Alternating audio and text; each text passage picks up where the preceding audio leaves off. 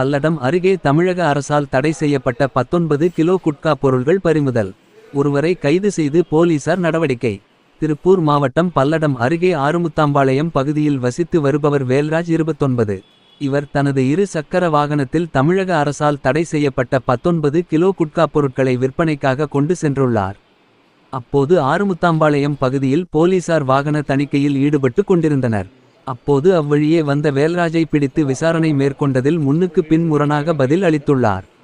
பின்னர் அவரை பல்லடம் காவல் நிலையம் அழைத்து சென்று விசாரணை மேற்கொண்டதில் அவர் கொண்டு வந்த சாக்கில் சுமார் 19 கிலோ தமிழக அரசால் தடை செய்யப்பட்ட குட்கா பொருள்களை கொண்டு வந்தது தெரிய வந்தது.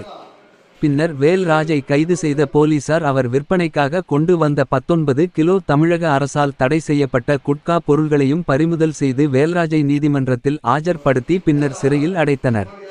பல்லடம் அருகே தமிழக அரசால் தடை செய்யப்பட்ட 19 கிலோ குட்கா பொருளை விற்பனைக்காக கொண்டு செல்லும் வழியில் போலீசாரின் வாகன தணிக்கையில் பிடிபட்டு சிறைக்கு சென்ற சம்பவம் அப்பகுதியில் பெரும் பரபரப்பை ஏற்படுத்தி உள்ளது.